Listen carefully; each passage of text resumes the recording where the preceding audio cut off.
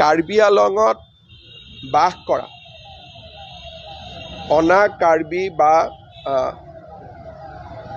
যিসকল কাৰ্বি আলঙৰ স্থায়ী লোক নহয় তেওঁলোকক নিজৰ মাটিৰ পৰা উচ্ছেদ কৰিব লাগে বুলি বহুদিনৰ পৰা এটা দাবী আছে। কিন্তু গুৱাহাটী উচ্চ ন্যায়ালয়ে এটা ইণ্টাৰিম জাজমেণ্ট দিছে যে বৰ্তমান আমি তেওঁলোকক এভিকশ্যন কৰিব নোৱাৰোঁ। কোৰ্টৰ এগেইনষ্টতকৈ এভিকশ্যন কৰাটো সম্ভৱ নহয়, কিন্তু স্বাভাৱিকভাৱে এছাম লোকে এইটো বিচাৰিছে যে ইমিডিয়েট এভিকশ্যন হ'ব লাগে। এই ক্ষেত্ৰত আমৰণ অনশন কৰি আছিলে।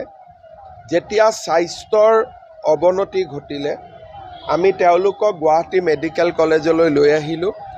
তাতে এটা বাতৰি কোনোবাই উলিয়াই দিলে যে আমি তেওঁলোকক গ্ৰেপ্তাৰ কৰিছোঁ। কোনো গ্ৰেপ্তাৰ কৰা হোৱা নাই, চিকিৎসাৰ কাৰণে অনা হৈছিলে।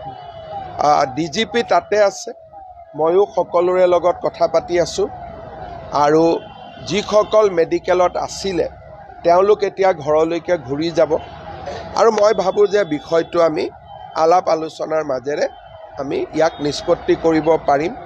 কাৰণ হাইকোৰ্টৰ ৰায় এটাৰ বিপক্ষে আমি কিবা এটা কৰিম বুলি ক'লেও কৰিব নোৱাৰোঁ, কিন্তু আমি একেলগে হাইকোৰ্টত কথাটো আলোচনা কৰিব পাৰোঁ বা এক্ৰছ দ্য টেবুল বহি আমি আলোচনাও কৰিব পাৰোঁ।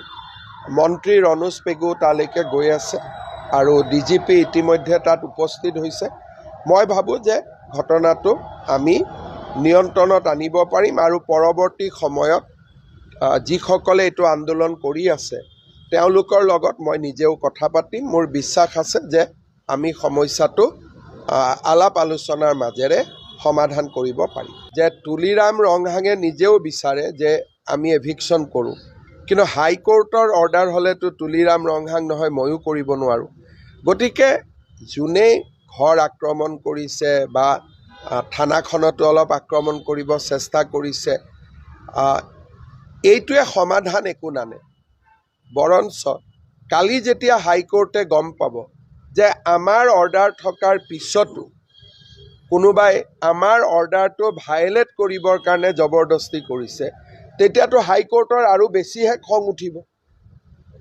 সাধাৰণতে হাইকোৰ্টে কেছ দিলে, কিবা অৰ্ডাৰ দিলে আমি কি কৰোঁ? হাইকোৰ্টলৈকে আহোঁ। হাইকোৰ্টে নামানিলে আমি সুপ্ৰিম কোৰ্টলৈকে যাওঁ। কিন্তু হাইকোৰ্টৰ অৰ্ডাৰ থকা বিষয় এটাত আমি যদি কাজিয়া পেচাল কৰোঁ তেতিয়া হাইকোৰ্টে আলোচনাৰ ৰাস্তাটোতো তাত প্ৰশ্নবোধক চিন আহিব। সেইকাৰণে মই ভাবোঁ যে যিসকলে এইটো কৰিছে তেওঁলোকে হয়তো কথাটো ভালকৈ বুজা নাই বা হাইকোৰ্টৰ জাজমেণ্টটো দেখা নাই। এতিয়া DGPয়ে তেওঁলোকৰ লগত কথা পাতি আছে, ময়ো কথা পাতি আছোঁ। মই ভাবোঁ যে ৰাতিৰ ভিতৰতে পৰিস্থিতি নিয়ন্ত্ৰণত আহি যাব।